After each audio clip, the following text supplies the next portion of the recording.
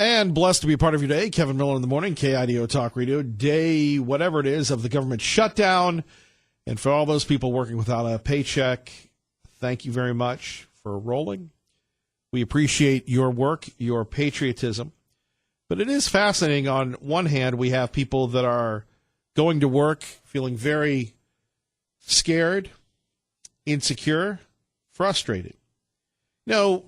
These days, it's not about checks. It's the direct deposit thing. And we get so used to the money being in the account when we're gainfully employed. And then all of a sudden, the money isn't there. And you have people that have big issues. That is crazy. So we definitely feel for those people that are laid off. We appreciate you going to work. Those of you that are not calling in sick, those of you that are doing the job, we so appreciate that. And that is a big step.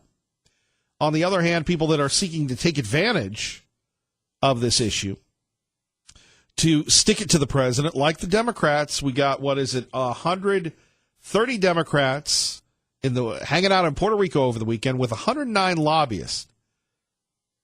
And Donald Trump working. I would say the president is winning on this issue. Of course, you're not going to hear that from our friends in the media. You're not going to hear that from the Democrats. And you have people cheering that Donald Trump goes down. I just don't see that. Donald Trump seems to be resilient, and he loses if he capitulates, right? He loses if he capitulates. Also over the weekend, what did we have? This report that from the New York Times that the FBI independently started investigating the president. John in Middleton with Kevin Miller on KIDO Talk Radio. Good morning, John. Hey, Kevin. Good morning. I don't know if you saw the article recently came out about all the cities that are honoring Obama by renaming landmarks and buildings after him. Did you hear that? No, I didn't. Well, I'm thinking maybe Idaho can honor him as well.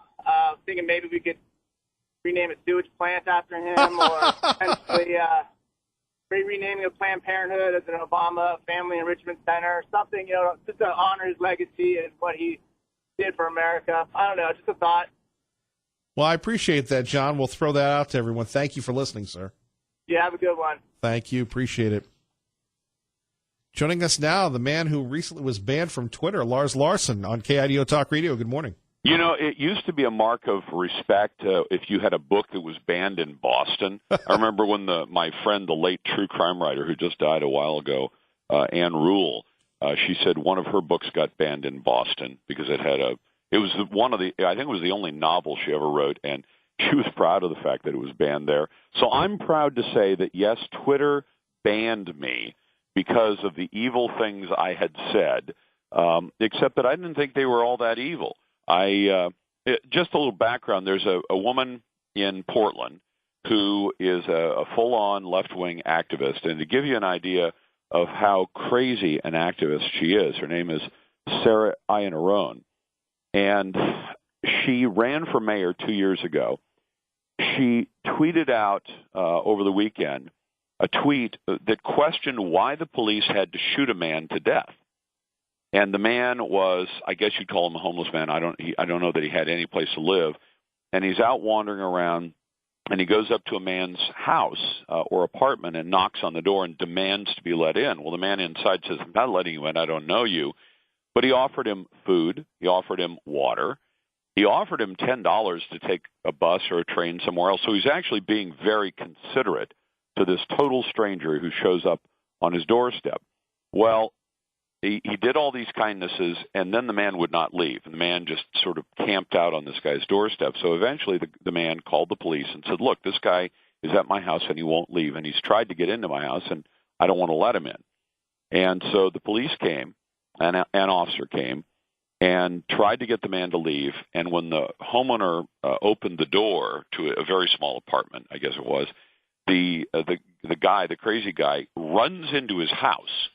So the police officer pursues him into this very small apartment, tries to get him on the floor to get handcuffs on him. The man fights back against the cop. Now, that's a criminal act. It also suggests how dangerous somebody might be if he fights back against a cop who's doing something lawful, and that is asking a man to leave somebody else's property. So the man runs away from him into a bedroom and then brandishes a knife and starts coming at the officer. Now, I'd ask you, what choice did the officer have? The officer shot him, and the man died. Now, it's sad to hear any human life is extinguished, but this man was, we come to find out from the story that Sarah Iannarone was commenting on, that in there are these facts. All of the things I just cited about him invading somebody else's house, fighting with the police, resisting arrest, and brandishing a knife. We also find out he has been diagnosed as a paranoid schizophrenic. And he presents a threat to the police officer. So the officer shoots him and kills him. I cited all these in the tweet, and here's what I wrote. She at Sarah for Portland, if you work on Twitter, you want to direct your comments to the person who made it. Do you think the cops make PDX dangerous? Now, the reason I said that is in her tweet, she said it's time that we need to defund these paramilitary organizations, referring to the police. She's suggesting, as somebody who ran for mayor just 2 years ago and at least had some chance of getting elected in these crazy environments here, that we should defund the police. Now, can you imagine what would happen in any city in America if you simply defunded the police and said we aren't going to have a police department anymore? So I went on to say, read the story and you'll find the dead man was 1, paranoid schizophrenic, 2, invaded a stranger's home, 3, fought with the officer, 4, pulled a knife. What's your millennial snowflake solution to that situation without the cops? And for that, I got banned. Right. Never mind the people saying that the police kill and everything else, Lars. No, and here's what Twitter said. We have determined that this account has violated the Twitter rules, specifically 1, violating our rules against hateful conduct. You may not promote violence against, threaten, or harass other people on the basis of race, ethnicity, national origin, sexual orientation, gender identity, religious affiliation, age, disability, or serious disease. Did you hear in my comments where I did any of those things? No, not at all. So I wasn't saying somebody should go hurt Sarah Iannarone, nor would I say that. I wasn't saying, I hope when you call the police they don't come to your house. I didn't say that. I just said, what's your solution? And I referred to her as a snowflake. Now, for anybody who doesn't know, Kevin, you may have a different definition, but the working definition over the last half dozen years or so of snowflake is a millennial, usually a millennial person, age-wise, who hears a harsh description of something and they melt. Oh. They don't like, they have trigger words, they need safe spaces. If somebody suggests that their arguments are ridiculous, kind of the way we do with Alexandria Ocasio-Cortez, the new lunatic member of the Congress from the Democrat Party, you know, the one who's always saying crazy things, that if we say something harsh about their beliefs or about the way they've voiced their complaint or the things they're advocating against, I mean, in other words, I try to stay out of most personal characterizations. Sure. I don't. I'll question Hillary Clinton's motives and her honesty and her criminality. I try to stay away from the people who make comments about, you know, her looks or her weight or any of the other things that sometimes come up. I just don't do it because I'd rather beat them on the argument. So if somebody argues the $15 minimum wage is a great thing for America, and you notice Bernie Sanders is now advocating for that, I would suggest that it would be destructive to small business, and that it also would suggest that somebody with no skills whatsoever is worth $30,000 a year. So I'd argue against it on the basis of the facts, not on the basis of whether or not Bernie, Sanders looks like a mad scientist or any other things you'd come up with to say about the socialist senator from the great state of Vermont. But I just, for the life of me, I don't understand why people are such snowflakes. If somebody comes up and has harsh words for me, I listen, and if there's some truth to their comment, Lars, you're sometimes too tough on people. Probably true. Lars, sometimes you lose your temper on the air and you get irritated at people. Probably true. I mean, there are lots of negative things that are probably true about me. Listen to those things when people say them. On the other hand, when somebody says, go F yourself, which they do on a regular basis on Twitter, I I usually respond with, "That's the best you got." Well, and let's face it, Lars, and you engage a lot more than most. The blowback, the attacks on conservatives. You know, I used to retweet what the president would say, or I'd say, "Mr. President, we love you." I'd have people ripping my family, me personally, attacking me, and that's all, you know, fair game. They don't. That tells you, Kevin, that that's when they have run out of other things to take issue with. So you make a sensible argument. I don't think a tax increase is good for Idaho. Good argument. And you say, I think a tax increase will destroy businesses. I think it'll wipe out jobs. Worthy arguments. And somebody says, Kevin, your waist size is too big. So what does that have to do with whether or not a tax increase is a good idea for Idaho? If they say, Lars, you're ugly, I say, yeah, I have a face for radio. I resemble that remark. Right. Is what and I think liberals have no sense of humor, or they are severely lacking in the humor department. And you're seeing this all over. I don't know if you talked about Family Guy yet today, but they've now said we're going to stop jokes about gay people. Well, I don't mind. I'm a almost 60-year-old white guy. If people want to make jokes about older white guys, good, go for it. That's what humor's about. Now, it shouldn't be mean-spirited humor, but if they say, well, we're going to stop making jokes about the nature of who someone is. Now, I've probably the person I've known longest in my life that I'm still acquainted with is a gay man. I knew him when I was in high school. He was a couple of years younger than me. He's a good man. And he's a good man or good teen then, good man today. I don't talk to him much because he lives in 1,000 miles away from where I live, but he's been a great friend over the years. I don't care about what you do in your personal life, but if you're going to take away jokes that hit at who somebody is and say that's then are you going to hit at my conservatism? Are you going to hit at the fact that I choose to be a Christian? Are you going to hit at the fact that I choose to own guns? That I choose to have a monogamous marriage? That I don't cheat like Jeff Bezos of Amazon?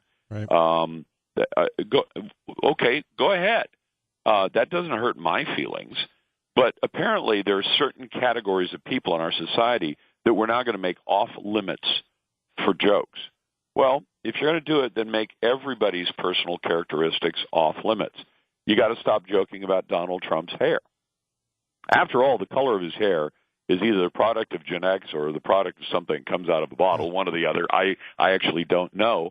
But well, you've seen it up close and personal, though. Yes, we have. Well, I have. Yeah, I have. I think it's the real deal. But my hair is changing color as I get older too. But are we going to say then that any jokes about somebody's personal characteristics, the fact that Lindsay Lohan looks like a human skeleton, so what? Right. Big deal. If you take all of that away, what are you going to use? What are comedians going to do on stage? Well, Jerry Seinfeld talks about Lars Larson joining us. Catch him tonight at 6 on KIDO Talk Radio, 107.5 FM, 580 AM. We've got, okay, Lars, I'm going to try and rein you in here, but we've got to have you discuss this. 3 to 4 minutes, the shutdown, and where do we go from here, sir? Where we go from here is I think Donald Trump should maintain his backbone, and here's why. I think the wall is critically important for this country. I reject the notion that the Democrats are advancing that it is not a crisis. I can give you all the numbers, but that'll burn up time. The fact is it's a crisis for people from Central and South America and Mexico because the lack of a wall is giving them incentive to try to cross illegally and drag children with them, and people die. People are raped. People are hurt and badly. And as I said, in some cases, they die. So is that our fault? Well, I could make the argument that to some extent we have something. If in Boise, I don't know if you have a swimming pool. I don't. But if you said, let's get a swimming pool. So you go out on the weekends and start digging a hole in your backyard. At some point, the rain comes and it fills up with water. I guarantee you the city of Boise is going to roll by and say, Kevin, you've got a big hole in your backyard full of water. You say, yeah, I'm planning to put a pool in this summer. They're going to say it is an attractive nuisance because kids will come to play in that water and one of them might get hurt or killed. So you need to put a fence around it. Why? Because, and you say, well, I don't intend to have these kids come here. I didn't invite them to come to my backyard and play in the pond that is formed where I plan to put my pool. They said, it doesn't matter what your intentions are. It is an attractive nuisance that has the potential to hurt people. Put a fence around it. That's all we're saying about our southern border. Now, on our side of the border, what does the presence of illegal aliens do? It brings in 90% of the illegal drugs that are killing tens of thousands of Americans. The president said 300 a week. I think it's higher than that. The actual numbers are 72,000 heroin and opiate overdoses a year. Most of that street drugs, about 6,000 of it, pharma pills. We have a disproportionate number of murders, rapes, robberies, drunk driving deaths, all associated with illegal aliens. Put up the wall. And if anybody in your audience is shouting at their radio right now, Lars, you're saying it's the whole solution. I have never said it was the whole solution, but I believe it's a major solution. If a company or an individual in Boise puts up a wall or fence around something they want to protect, it is never the whole solution, but it is a big part of the solution. All right? I've driven through Boise. I know there are fences and walls around important things, whether they're banks or storage yards or equipment yards or whatever. There are walls and fences around things we want to protect. I want to protect this country. The president has said he will keep 1/4 of the government shut down as long as it takes. The Democrats have said, well, 3 weeks ago, they offered 0 for the wall. They say they're negotiating, but here we are 3 weeks later, and do you know what they're offering for the wall? 0. They will not negotiate, and I'll tell you why. It's not because they don't think there's a crisis. They know there's a crisis. Chuck and Nancy lied the other night when they gave those speeches saying there is no crisis. Number 2, they know that walls work. This is why Nancy Pelosi at her home in California has a wall that an activist, Laura Loomer, actually hopped over yesterday to demonstrate that Nancy Pelosi has a fence and that she believes in fences and walls, and America could do it too. And they know that once that wall goes up, the whole question of illegal aliens is not solved, but it changes the entire dynamic forever. Now, if you say we're going to have tougher border enforcement, Kevin, you can add more border agents, you can put up drones and satellites and all kinds of other things, and those are all well and good. But the minute a new administration comes in, they can turn it off like a light switch. Obama did this. They changed the rules of engagement for the Border Patrol, and they said, yeah, catch them, but then just turn them loose. Well, that's effectively inviting them into America. If you catch them and turn them loose, they're in. You think they're going to show up for their court date? So laws and technology can be turned off. The wall is a long-term investment. And as a long-term investment, let's say at the top end it costs $40 billion, but it lasts for 100 years. We're talking about an amount of money that is a rounding error in the federal budget at that kind of cost. It's the way I remind my wife, we have to buy a new fridge. We had to buy one a couple of years ago. It was $1,500 for a really nice fridge because I buy a really nice fridge for my wife and for my family. But I said, don't think of it as $1,500. We're going to use this fridge for the next 15 years. Think of it as $8 a month, and for a very nice refrigerator. When you do long-term investments for your family, for your state, or for your country, you have to think about them that way. Now, if you put the same $40 billion into food stamps, guess what, Kevin? It's gone. At the end of the year, it's gone. And if you say, what do I have to show for my $40 billion in food stamps? Not much. What do I have to show for $40 billion into a wall? A permanent structure that safely guards our country against terrorists, against drug traffickers, against human trafficking of children for sexual purposes into the United States.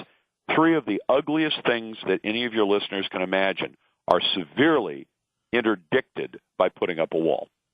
Our great friend Lars Larson joining us. Catch him tonight at 6 on KIDO Talk Radio, LarsLarson.com. Lars, always appreciate you. Thank you, sir. It's a pleasure, Kevin. Take care. All right, our great friend Lars Larson, Kevin Miller, KIDO Talk Radio. And don't forget, coming up today, after Glenn Beck, Dave Ramsey. Really interested to hear what Dave has to say concerning the government shutdown. Coming up, we'll go live to the White House. Our great friend John Decker will give us the latest on that. Of course, we'll take your calls on the issues that matter to you, 580-5436. 580-KIDO. We haven't done this yet, but Representative Alexander Ocasio-Cortez has an interesting take on things, saying immigrants attempting to enter the U.S. illegally are more American than any person who seeks to keep them out or ever will. Let's take a listen. Mark, Congresswoman, thank you so much for being with us tonight. Getting your top line reaction to the president's speech tonight. You have never been a member of Congress while the government wasn't shut down. So obviously this is a strange circumstance for you and your colleagues in the freshman class to be taking your first steps. Yeah, absolutely. I cannot tell you the amount of dysfunction that this president is advancing. We now have over 100 new members of this freshman class. I cannot even get laptops to my caseworkers on the ground in the Bronx and Queens so that they can process the needs of our constituents. We can't get mortgage we cannot get their casework started because we can't even get laptops in the hands of our district offices because the president has decided to hold the paychecks of everyday Americans hostage so that he can fulfill a campaign I don't even want to call it a promise, a campaign fantasy that the vast majority of Americans disapprove of. And not only that, but in the actual address, there was falsehood after falsehood, and we have to make sure that we get our facts straight. Everyday immigrants commit crimes at a far lower rate than native-born Americans. And not only that, but the women and children on that border that are trying to seek refuge and seek opportunity in the United States of America with nothing but the shirt on their backs are acting more American than any person who seeks to keep them out ever. And we'll get your reaction to those comments in a minute at 580-5436. 580-KIDO. We're joined by John Decker, Fox News, live from the White House on KIDO Talk Radio. John, good morning. Good morning to you, Kevin. How are you doing today? Not bad. Now, did you get a chance to have any burgers yesterday at the White House with the Clemson Tigers? No, I didn't. I was actually with the president yesterday. I traveled with the president on Air Force One down to New Orleans. So the president had his event with the Clemson Tigers football team, the national champions. When we got back to Washington, we got back to Andrews. The president then took Marine One back to the White House, and I went home. So I missed out on the burgers and missed out on the Big Macs and the Whoppers and the pizza and all of that. Can't believe... I don't even know if it would have been made available to the press for it, to be quite honest with you, even if I was there. I can't believe how much of a run that story is getting. Yeah, well, it's unusual, right? You don't see that. And the pictures were great, and the players loved it. And I don't know if you saw the video. I mean, like, they really stacked their trays up with lots of food. I mean, unusual. You know, it's just not unusual for me. I never see, if you or I don't know what your appetite's like, but I'm just ordering, like, the combo meal, right? They're having like 4 combo meals, right, essentially. So I guess it's the appetite of an offensive or defensive lineman. You get a sense about what they eat on a regular basis in terms of calories. That's how they get so big, and yet maybe it was a welcome distraction from the government shutdown and the blame game. Well, you could be right. That's for sure. Look, it was a little bit of a distraction for a short while, but now we're back into the standoff, the impasse related to the government shutdown, the partial government shutdown, and there's no end in sight. There's no meetings that are planned between the president and congressional leaders today or tomorrow, for that matter, and so this is going to continue. We're out now on day 25, and I don't see, any end anytime soon. What's the mood inside the Oval? Well, the mood right now is the president feels that he's doing something which is supported by his base. It's supported by Republicans. The polls bear that out. At the same time, those polls also bear out that the general public is not pleased with the way this is going. They blame the president. They blame Republicans. I don't know if that pressure will be made to bear on Republican leaders, who in turn may put pressure on Republicans for this and put pressure on the president for this. But that is something we're going to follow, obviously, very closely. John Decker, always on the story. I'm so sorry that you didn't get to cover the Clemson Tigers and the food. Well, that's right. These things happen. It'll always be next year. You know, they're always number one or number two in the polls. I'm sure they'll have another opportunity to play for another national championship. And I think the president has started tradition. Even if there isn't a government shutdown, you know what he's going to be serving to the next national champions here at the White House. You know, Bama wins the title last year. I don't know what they got. I mean, they got a Rose Garden ceremony, I think. They didn't get that, so I guess there's a silver lining, you know, for a government shutdown, at least as far as the Clemson Tigers are concerned. I can't top that. John Decker, thank you, sir. Thanks a lot. Have a great day, Kevin. I'll talk to you real soon. Okay, bye-bye. Our great friend John Decker, always appreciate him. Remember, when you hear Fox News on the radio in the Treasure Valley, you're listening to 107.5 FM, 580 AM, KIDO Talk Radio. Now, before John Decker came on, we were playing the comments of Alexandria Ocasio-Cortez, where she says that people that are coming into the country illegally are more American than the people that are trying to save America. Everyday immigrants commit crimes at a far lower rate than native-born Americans. And not only that, but the women and children on that border that are trying to seek refuge and seek opportunity in the United States of America with nothing but the shirt on their backs are acting more American than any person who seeks to keep them out ever will be. Are you at all... There we have it. Jerry in Napa with Kevin Miller on KIDO Talk Radio. Good morning, Jerry. Yeah, there was another soundbite in there from this ignoramus who's highly educated but dumb as a box of rocks. And that is, unless you work for the government, you're not an everyday American. My paycheck is not being held hostage by anyone. I get up every day, put my pants on and my boots, and I go to work. Apparently, her bubble is about as big as the Washington, D.C. city limits. Well, that's a good point. But, you know, you have a lot of people that perhaps agree with them. Well, as far as I'm concerned, if we've got 800,000 non-essential employees, they can go find a job someplace else. I haven't skipped a beat during this whole thing.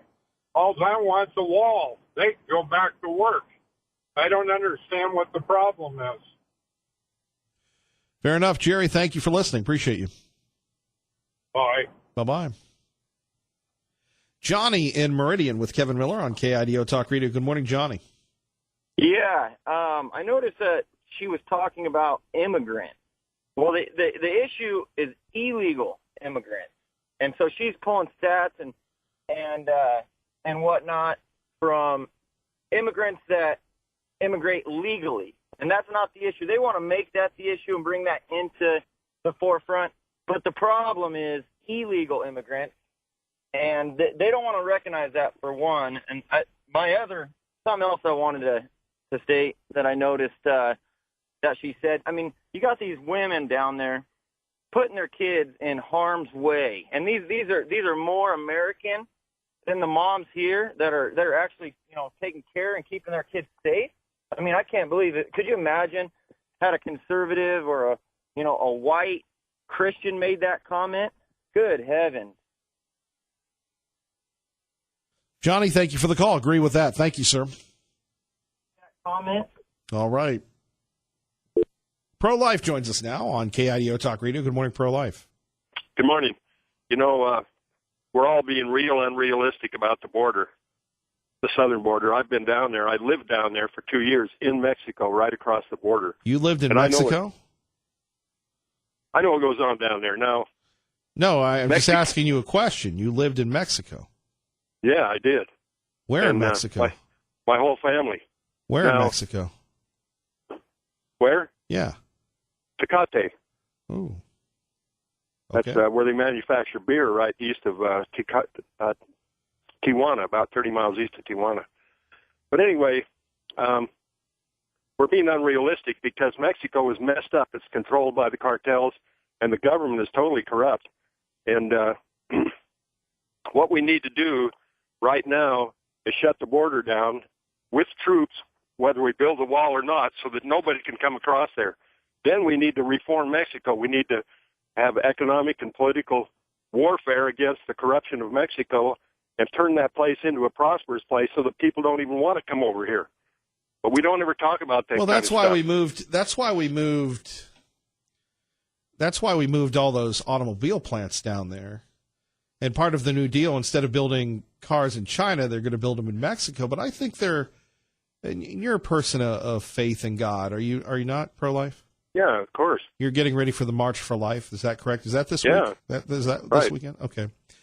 I'll be there. And I would urge people to do that. But there's a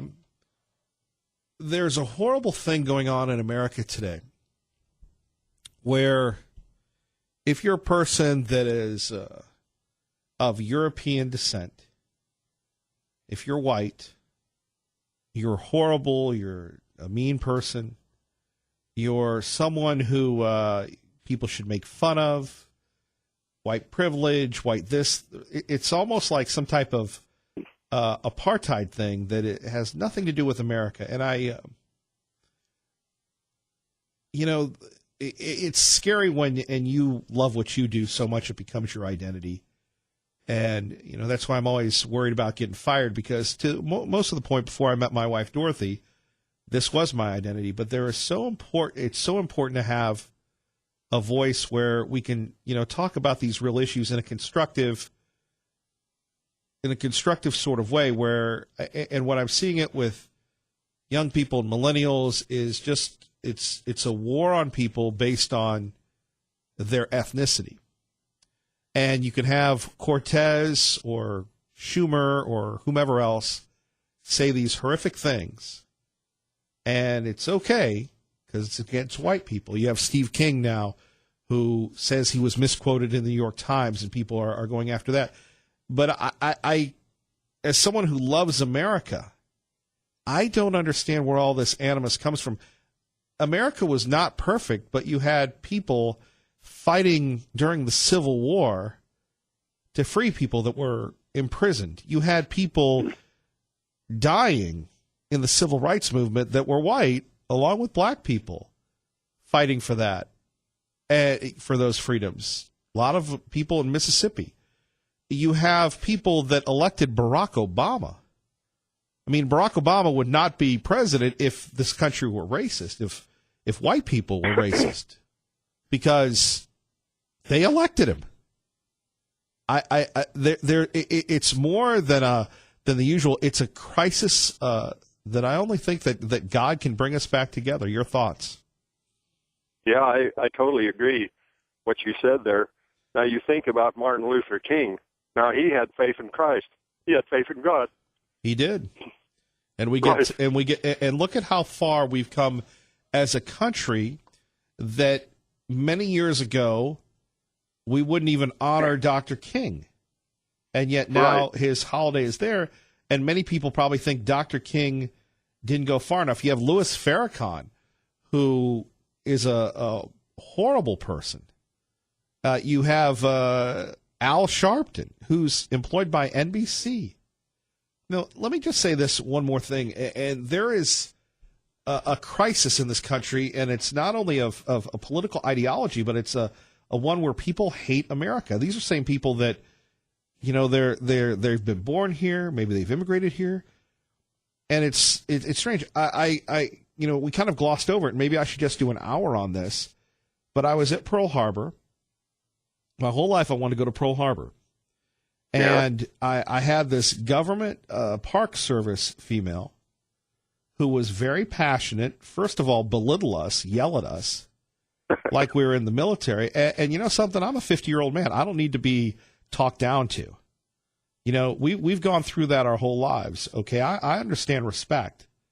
And then when she said that we put people in concentration camps, and I said, that's a lie. And maybe I should have gotten thrown out, because we didn't put people in concentration camps. They were internment camps. Those have been denounced. America continues to self-correct, but to say that we did that, and this is a service that we're paying for, just continues to highlight the real challenge that we have, whether you call it a leftist or a hate America ideology that permeates, and the only inoculation are good people of faith and shows like this one that get less and less every day.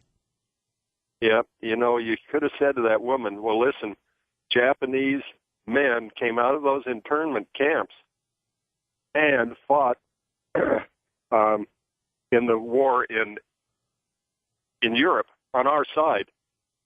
They were some of our better people. So, and it wasn't easy for them, number one, but number two, we could go back and relitigate World War II. We could talk about the Bataan Death March and the atrocities that were there. And again, it wasn't the narrative at Pearl Harbor wasn't about America. It was about being a citizen of the world. And then we had, we cut off the Japanese and we didn't give them oil, almost like justifying the attack. And I'm going, this is totally wrong. And this goes on every day. And this is our challenge to stop them. Yeah, well, here's how you can stop it. But I don't know if our people have the courage to do it. You would have to say to the schools, listen, you're going to teach real American history, and we're going to bring the discussion of God into the schools, or else I'm going to homeschool, I'm going to church school, some kind of religious school. I'm going to educate my children in the right way, and then that culture would start coming into the government, into the laws, into everything. But right. The children go to school, and they're being taught that it's okay to murder your baby through abortion. You can be gay, that's fine, and you can just be a total messed up pervert, and it's your right to do that. But see, in a religious school, that would not hold. Well, and that's our real problem. The religious schools are struggling. Pro-Life, thank you for the call. Let's go to Rich in Middleton with Kevin Miller on KIDO Talk Radio. Good morning, Rich. Yeah, Kevin, I'm shocked that no one is talking about Senator Ted Cruz's El Chapo Act, which is basically the government seizes the property and assets of drug cartels that, is pumping in all this drugs and sex trafficking in this country. And El Chapo is on trial right now in New York. And let him, get this bill passed, and this way they'll seize the assets of the drug lords, and us taxpayers don't have to pay for this wall. The Mexicans will, because that's who they are. Why isn't the phone lines being melted down in Washington with the people in this country to try to get this bill passed? Rich, appreciate the call. Thank you. Steve in Nampa with Kevin Miller on KIDO Talk Radio. Good morning, Steve. Hey, Kevin, long time no talk. Hey, hope you're doing great. Happy New Year, belated.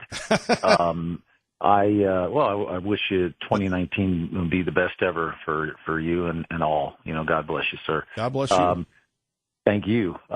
Listen, I have been reticent to call in about this, but it's beginning to bother me so much that I felt like I should try to do something to get the word out. You had mentioned just your own words here just a few moments ago that there are a lot of terrible things going on in America, and that dovetailed into the second to last caller about godlessness in schools. And so my wife and I had a chance to go to Riverstone International School over in the Harris Ranch area. Apparently it's a very hoity-toity, highfalutin international private school. World-renowned. People go there. They send their kids there all the time. Yeah. Well, we walked around the school. Sorry to cut you off, and I'm a little worried you might have to roll the break here. But I was extremely upset what I saw there. They had many, dozens of these long, brown paper scrolls that the children had written out about the 5 pillars of Islam. And they just went on and on and on. And I happened to mention it to a teacher there, asking this. He was a younger man, and I'm a man in my 50s. And the man went ballistic on me and started talking to me like I was 12 years old and started telling me, well, we're a private school and we can do whatever we want. And I said, okay, well, wait a minute now, hold it there, Sparky.